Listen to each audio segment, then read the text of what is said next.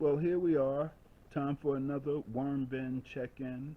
Today is May 17th, 2023, and what you are looking at is the space I have my worm bins and some pieces of equipment that I use in order to take care of them.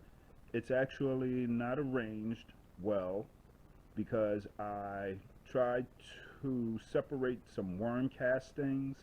I have some bedding mixed in the bin that you see that's opened. I separated out worms while I was figuring out the best way to actually organize them in new bins after harvesting cocoons and such. So I'm going to go through the process of getting a little bit of organization to this and also showing you what the pieces are that I'm going to be working with from the beginning. So the first thing I'll show you is this little area here. This just has some water that I'm going to use to moisten the bins a bit. But what I really want you to see is this. So a few days ago, I actually harvested some castings. Now, these aren't castings only. There are a lot of cocoons in there, and you can also see that there were seeds that had been in the bin because you see all these sprouts. I actually did this by hand. I separated out the worms into one container, and I put the castings along with the cocoons in these two containers here. That was actually tedious. That's the only word I can use. It was tedious, but it was also relaxing at the same time. In this little container, you see a piece of bread. The reason the bread is missing in the other container is because when I opened it up earlier today, there were little brown mites on it. I looked them up. It said the mites would not be harmful to the worms, but that they would compete with the worms for food, so I didn't want them inside with the worms. So I actually took that piece of bread and threw it away. But I am going to rearrange this a bit also and put some food in so that as the worms hatch, I will be able to take them. And I'm also going to make a sifter. I bought some hardware cloth, 1/4 inch holes. That is supposed to be good for sifting out the worms, not the cocoons. I'm having a little trouble finding 1/8 inch mesh, but I'll get that. Then I'll be able to sift the cocoons. But just using that 1/4 inch sifter will make this first process a whole lot easier than picking out the worms by hand. So these are the castings. And the size of the bowl, just in case you can't see it well, you know, it's I don't know, what size is that dish there? I don't know, it's a bowl you could put like a shared salad in, something like that. And I have a lot more. What I have learned is that the way that I had been using my worms was the not vermicompost, but the vermicast process. So I was actually just letting them eat everything up. The worms, as I said, would be small, but I always had a population of worms. They never actually died off, and I always had this supply of castings, which just causes everything to explode. So that is the first piece. Okay, this is a bowl where I had, or a little tub, where I had actually separated out some worms. So they're down there in the center. You can't see them, but they are below. What you are looking at on top, those are actually crushed eggshells, or should I say powdered eggshells. I took my coffee grinder and I ground up a bunch of the eggshells that I had. Got a nice bag, you know. I wouldn't probably pass this to anybody in the street. Might not look good, but yes, I have all of these this powder for the eggshells, which is good for grit. I had been using coffee exclusively for that, except for once in a while when I threw some soil in. But I'm going to start using the eggshells ground up for the grit. So like I said, there are worms in here. Let's see. Maybe I'll see if I can dig some up. Let's see. Are there really worms in here? Or do I just think there are worms in here? Nothing there. Let's see. Let's see. Where did they go? Did they go to the edges? Da, da, da.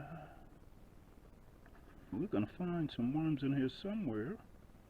I think. Did they escape?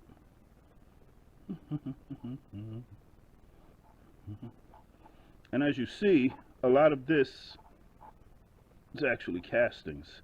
I actually threw in the paper that you see here because it was excessively moist.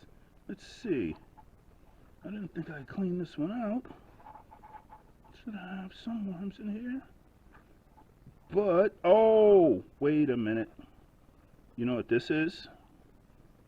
This is another bin or a tray full of the castings. I took the worms out of here. You see? That's what happens. Okay, I did a pretty good job too. I know there's going to be one or two in here.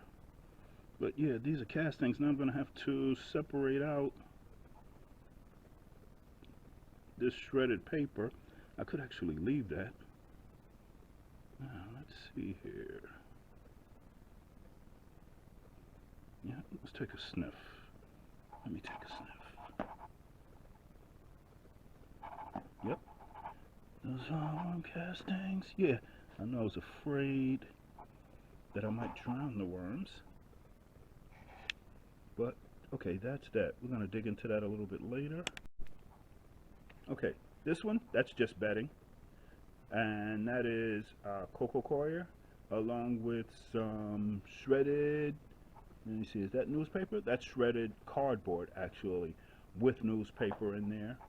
And I'm going to, of course, drop some of the eggshells. And I'm still going to use some coffee for the grit. And I'm going to use this to add to the bins as needed. I've already done it to this bin here, right next to it.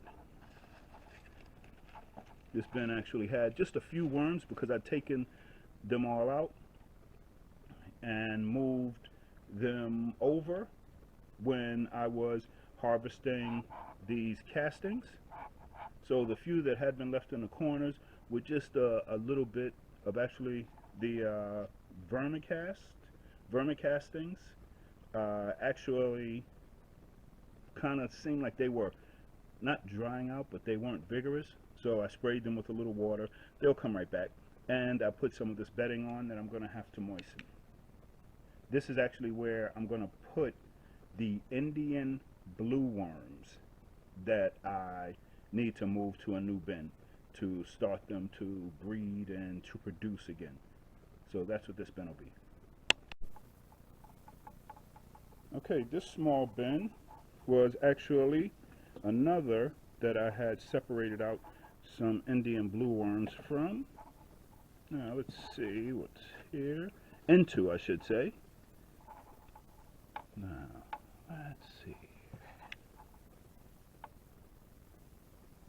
Now we're going to have some worms in here, and we're going to have to depend on this light from the camera. Let's see.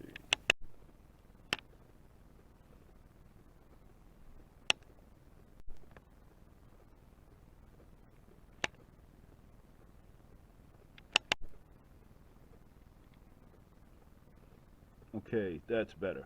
I had to figure out actually how to use the light. Don't judge me. Don't judge me. So, let's see.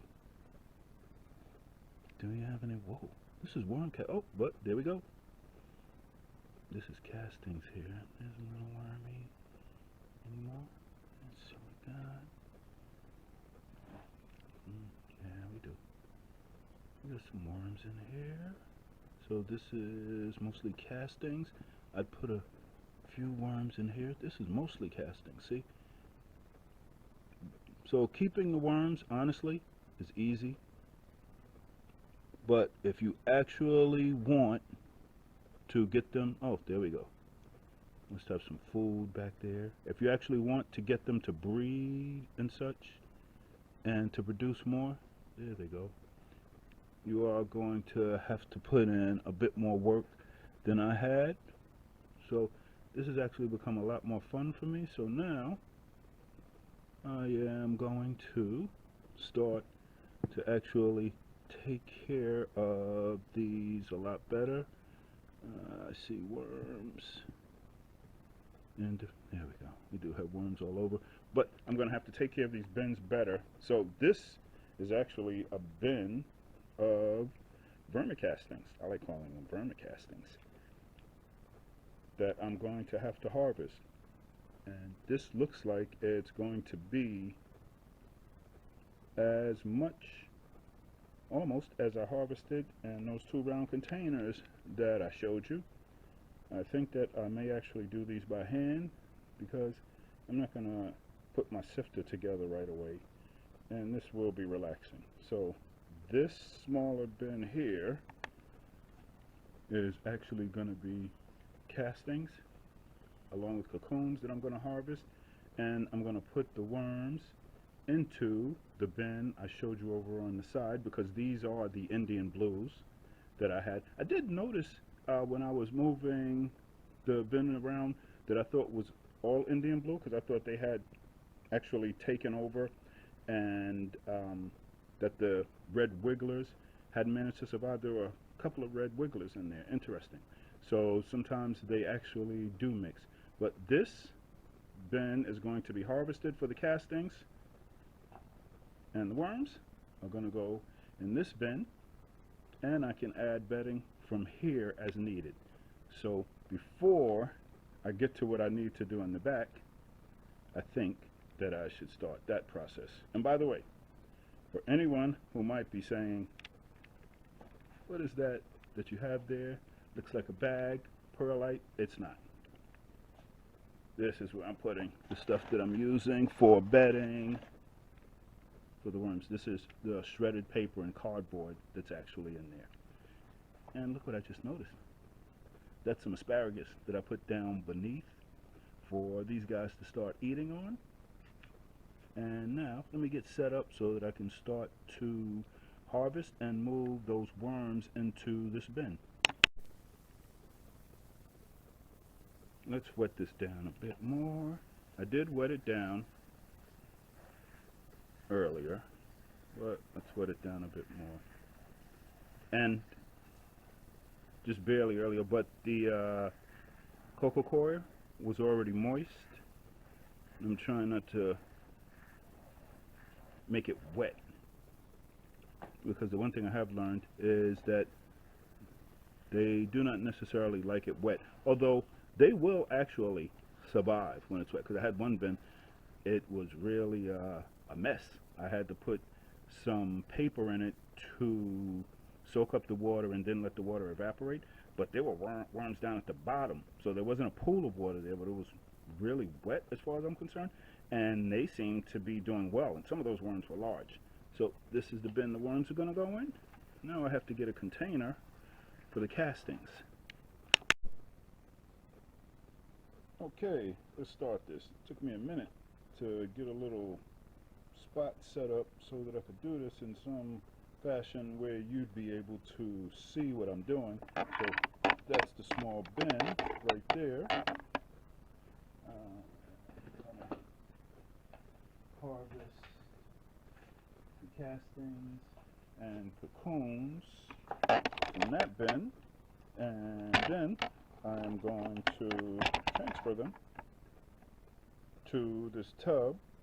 Then I'm going to pick out the worms and drop them in the bin below. So let's get to a little busy work. Let me wet this a little more. And let's make some worms a little more comfortable. So this is interesting because I have been using the worms to break down my food stuff that I throw out. You know, just vegetables, every so often some fruit, not much citrus at all, the paper, the bedding and such.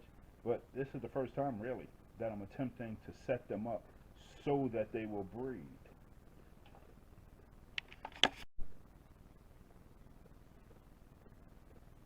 I was thinking of using gloves. I'm going to try that.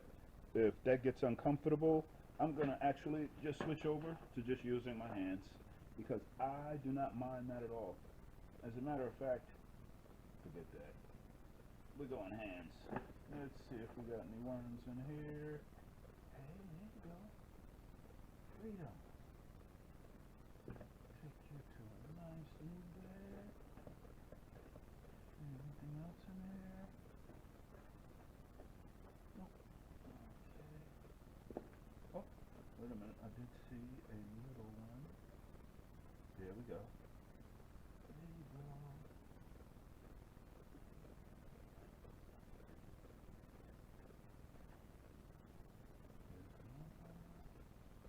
Oh, look at that.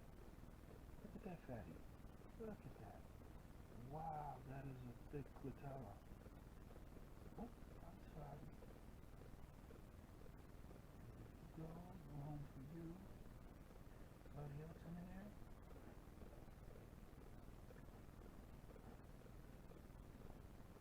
Yes. See, when you do this, you actually have to go through it over and over again. Because even little chunks like this, they will wedge themselves into. And you know, like I tell you, this is a whole lot better just doing it by hand. And there you go. Wow, it looks like, so these guys have swollen patella, and from what I've read, that means that they're mature. I'm sorry I'm bothering you so much. I don't know if you can see the clitella right there. Okay, there you go. Leave it alone.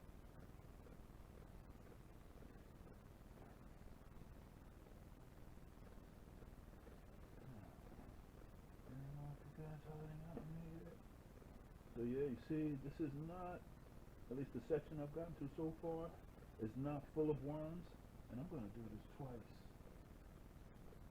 Now, let's see. Let's try some hand action. That's what I did before. And now you see why the folks that are experienced at this use sifters. Some food. I'm very relaxed actually because I've just had a few meetings and this gives me a chance to do something that is productive but that I love. Look at that. See? There are cocoons in here. See the cocoon? Oh, that's not a cocoon. That is the tail of one of the beautiful Indian blue worms. Look at that. Hey there. Now, I was also thinking that the reason my worms don't actually squiggle so much is because the temperature stays mid-60s. Actually thinking about using one of the heat pads that I use when I am doing my starts for my garden vegetables to warm up the bins a bit. I saw someone else on YouTube just kind of tucked it in on the side, and they are waterproof, so I may do that to see what the change is if they actually get bumped up to the 70s. So this is castings and a bunch of cocoons. Let's see. What's this? I see something here. Oh, big. That is some asparagus that I had put in there before for those guys to eat. That's just today. I dropped that in before I checked the bin. See, I really didn't check it thoroughly until I got ready to make this video. Those are just pieces of bedding, not worms. And between this and the other two round containers that I showed you, I'm going to have a good deal of cocoons to hatch out. I'm looking through this kind of thoroughly because some of The little babies are so tiny that you can't see them.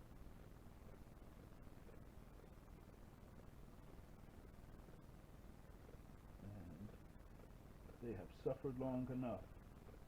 It's time for them to get to this fresh bedding below. And as a matter of fact, since I'm doing that, I'm going to take this, and this is asparagus that we did not eat.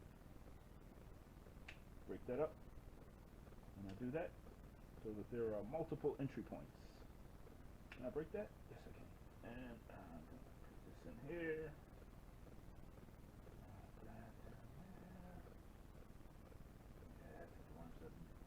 Cover that up with some of the bedding that's in here.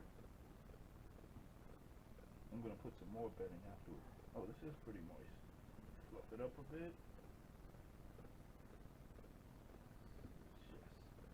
Okay. So far, no huge ones that I missed in here.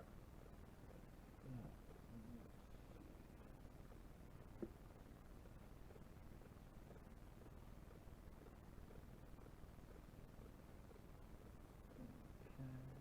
Nice carton. There's one. There you go, little guy. Here you go, little guy. There you go.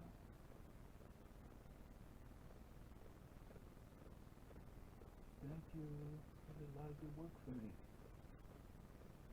I'm not trying to kill you. I'm trying to put you into a better home.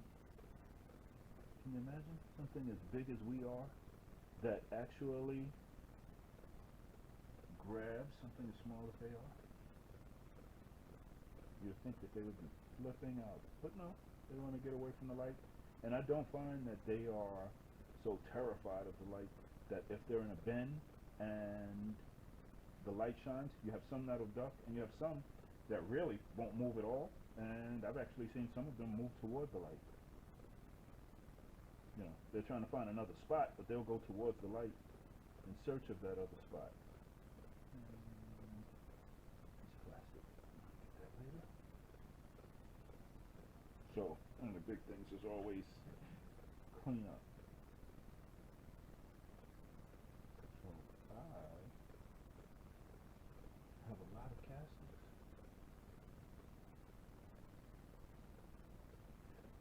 I think these are all for my personal use. Hey there. Hey there. I see you. There you go. No home for you. Looks like you got a couple of ones in there. What are you guys doing? So I saw another video on YouTube. I watch a lot of YouTube videos. And this was a commercial worm farmer, large scale, meaning, you know, one of those places where you see those huge outdoor, true farming size, barn size operations. And what they do is after their worms have eaten all of the food that they've given them, they actually let them stay in for another 2 to 3 weeks, because the owner was saying that that makes them desperate, and they start to look to each other, I guess, to perpetuate the species. And he said they breed like crazy during that period of time. So I think that might be why when you end up with the foodstuffs and the bedding and those things, look at that. There's a little one. Look at that. Hey, look at that. I'll put you there with your little casting so you can be comfortable. So, in actuality, once they break down the bedding and they start to breed, they breed much better, he said that way. The place was in Arizona. I don't want to get the name wrong, but just, you know, let you know that, like you guys that are watching this video, we can all learn a good deal from folks that are actually doing and are successful at breeding worms, just by watching a number of videos and watching the folks who do it successfully. And this is actually fun, so I wonder how many of my friends would agree. I can tell you that my wife has not looked at the worm bin yet. She absolutely refuses to. If I have a video on the television, she just kind of looks at it, looks at me, and goes back to what she's doing. So there we go. I just find me so interesting. I feel like these Indian blue worms are the pit bull of worms. Now, why do I say that? No, I don't say that because of anything that has to do with any of the false ideas of aggression, but I actually have a beautiful male dog named Max. Max is a husky pit bull mix, and as a puppy, he just had what people considered very unusual and a nice coat because he has a lot of the build of a pit bull, not the pit bulls that have the exaggerated features, but of like an American pit bull terrier, but he has the coloring of a husky. So the reason I call these guys the pit bulls of the worm vermicomposting world is because I think that they are misrepresented a lot. I've heard about them running, and I do understand that if you are a commercial breed or depending on, I guess, how you keep them, that's going to be an issue. But you saw that I opened up the bin. There were castings in there. There wasn't much food, but they were down relatively deep. Now this area here has some light now, but the light is not because of the Indian blue worms. It's because the worms that I had received from Buckeye Organics were very, very healthy and vigorous. They were red wigglers and European night crawlers, and they, wow, like I said, I had to be 30 or 40 of them made a run for it. I found worms on the floor, and of course I freaked out a little bit. Well, because seeing a bunch of worms on the floor will freak you out a little bit. But the other thing is, I felt like, oh my goodness, I'm failing. They don't like that, and I let them escape. So I brought them over, and I put all of the bins over here under these lights. Look at that. I just can't help. You see how I got caught up? Look at that. That's just amazing that this creature can actually eat through the bedding and the other items that we give it and create something that is going to make my garden and my house plants much more beautiful. Here you go. Okay. I think that's why I can do this, because I'm just amazed. And I'm also enjoying learning how to distinguish which are which. So now, if there's a worm that looks like this, of course I'm going to have difficulty telling. But since I have the Indian blue worms, I have the European night crawlers, and I have the red wigglers, I think I'm going to be pretty good with telling those apart now that I've done a little research, because their features are very, very distinct between those three from each other. With the European night crawlers, I can look at those, for instance, and the adults are going to be huge compared to the others. Okay, I got you a spot where, there you go. I gotta go to the new spot. There you go. So the European night crawlers are simply going to be huge compared to the others, so they'll be easier to tell. So this is bone castings. I like saying bone castings. I like the sound of that. So there are worm castings here, but there's some vermicasts. Oh, there you go. Now, how did you sneak past me?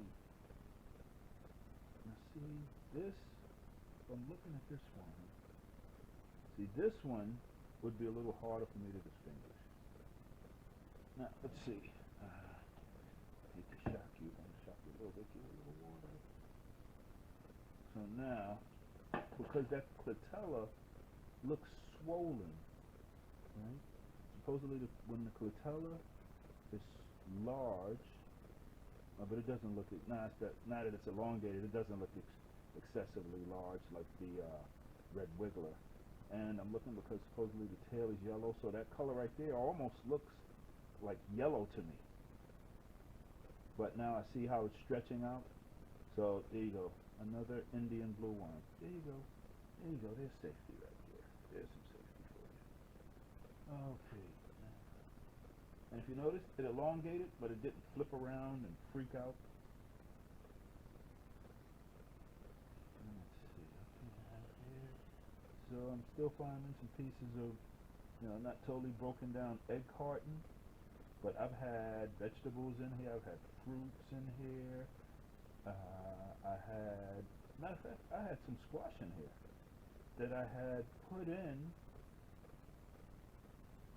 just before the last check-in, which was in April, and that's actually gone. So the worms that were there did eat that. Let's see. Some of the bedding that I had in there, kind of clumped together. Anybody stuck in between? No. Okay. Do you know I have not even gotten near half of this bed? So this is the point where I have to tell myself to enjoy it because I want to start to rush to get it over with. But if I do that, I will not do a good job, like anything else. If you rush it without thought and without paying attention, what will happen is that I will have been thorough in the beginning, but towards the end, I will be missing a lot of the worms that are in here. So I am not going to spend all the time with you watching me dig the worms out and separate the vermicastings. I think you've seen enough, but this is what the hand process is like when you hand pick, and I think this is enough for you to understand why a sifter is a great idea.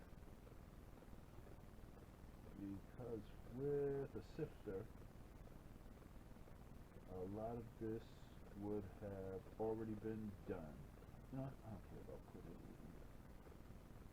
some of the bedding and stuff in there because the liquid has soaked in, and I could actually drop that right in one of my plant pots,